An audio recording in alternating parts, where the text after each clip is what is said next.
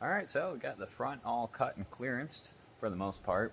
There's still some work to do up here as we have some suspension issues to correct, camber, among other things. We're going to be test fitting some lower control arms from a different model to see if lengthening the lower control arm will help us out, which it should. Today, though, I want to focus on the rear. It's time to get out the saw and start clearancing things, get this thing on all 4 tires. That way we can see exactly what we're working with. Okay, so here at the rear, as we've talked before, we're going to be cutting pretty much all the way up to the door. So we're going to continue that line all the way up the fender. I've kind of made a mark here with about, to be approximate, it's about 2 inches that we're going to be able to cut off of this flare, which is a little less than we were able to cut off of the front, but there's not going to be as much articulation or movement back here, so I don't think it's going to be as big of a problem. First thing we're going to have to do is take out the inner fender liners. Way we can get kind of to the lower metal. We'll cut the outer skin and leave the inner so that we can push it up. So that way we can cut it to fit and weld it so we don't have any leaks into the interior of the chassis.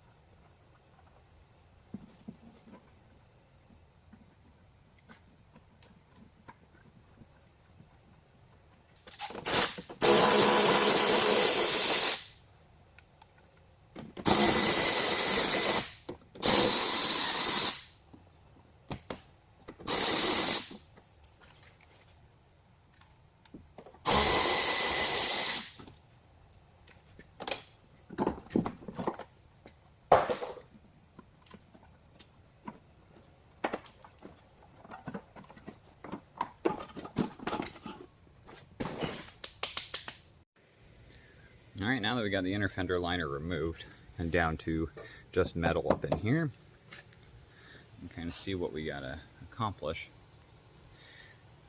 This part is going to need to be probably cut and moved, as well as this. We're also going to need to cut all these tangs off. You can see here, if I can turn on the light, all of these spots where the inner fender liner screwed to the body of the car. And go ahead and chop those off while we're in here, that way we don't have any snags. So again, set the camera back and watch me kind of peel this back as I cut the outer layer and prep this side for a 32-inch Toyo MT.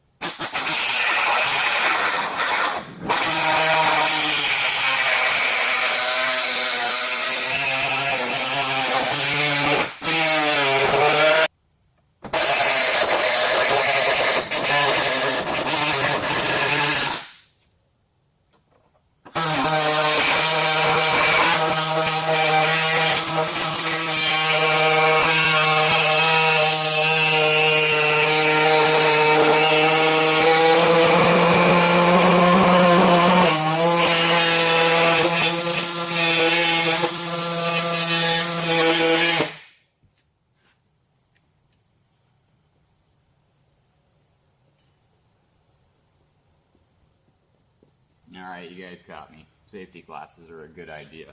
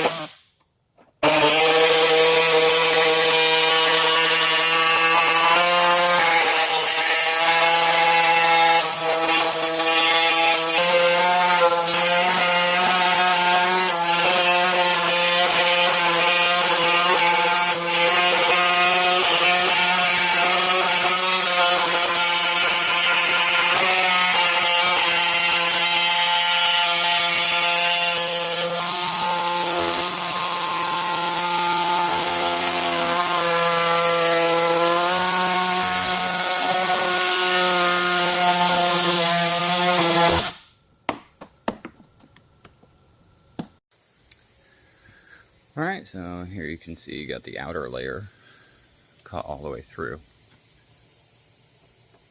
And that leaves us cutting the pinch weld off here.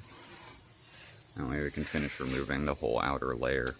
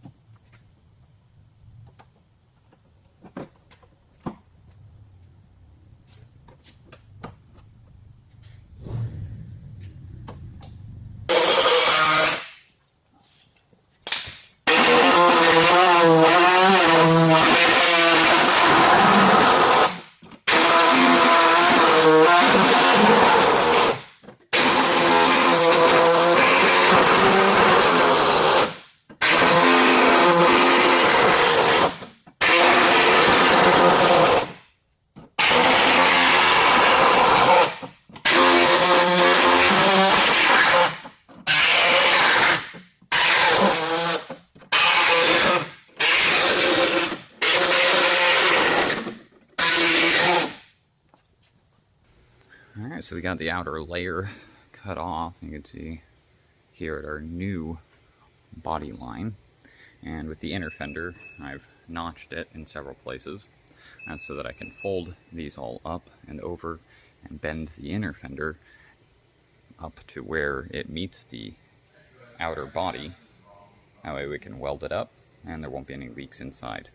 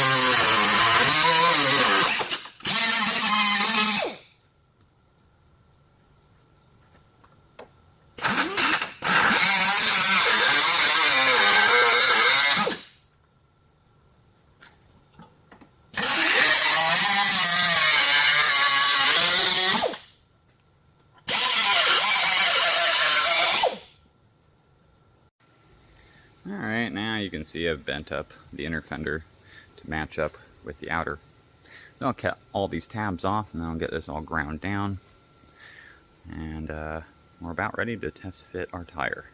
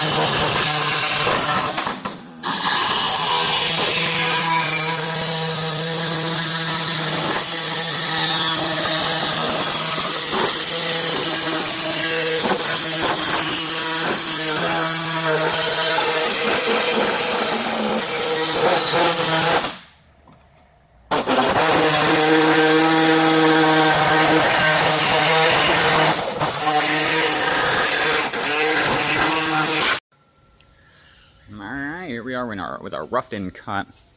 You can see there's going to be some sanding and forming, obviously, to get everything to line up. That way we can weld it up and clean it the rest of the way up.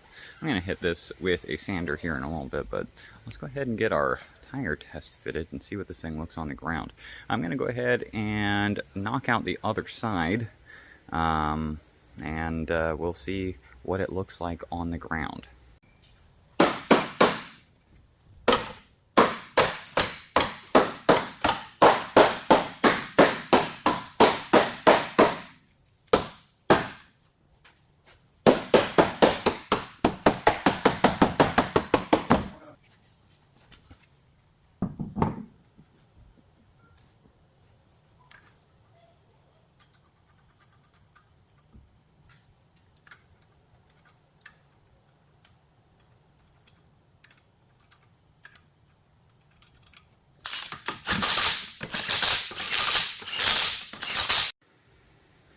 Oh man.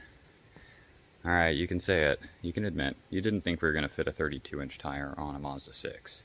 Got lucky with the front. No, the rear was not that difficult. As you saw in the process, cutting out the fender and inner fender liner netted us a lot of room. I'm also going to remind you that the rear shock is holding our suspension kind of under preload, so this is actually more or less a little bit tucked up from what it's going to be when it's sitting on the ground with the shock undone. Still figuring on a good shock. I might use a CX9 shock since we are using CX9 parts up in the front to correct some camber issues. And we'll see some lengths on some shocks and kind of make a determination as we decide how much length we actually need. Alright, like I said, I'm knocking out the other side now. I'm going to get the other side mounted up and get it down on the ground. We can get our first look at it.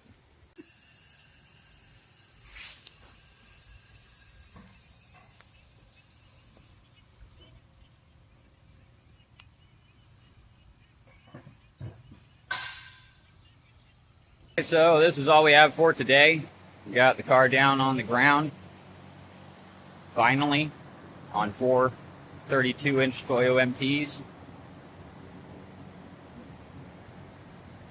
We have to push it out of the shop because of a mishap, which is covered in our next episode.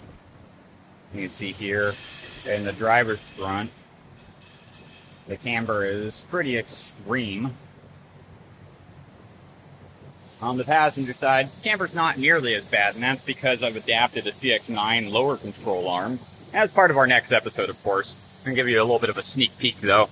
You can see I got this longer control arm here installed. The issue, of course, is that now the axle is too short. And so, while trying to move it out of the shop, The axle popped out of its socket. And we're going to be needing to adapt some axles from some other model. More than likely a CX-9. Alright, so if you like what you saw, tell your friends, follow along, like and subscribe, and get this thing out doing off-road stuff before you know it.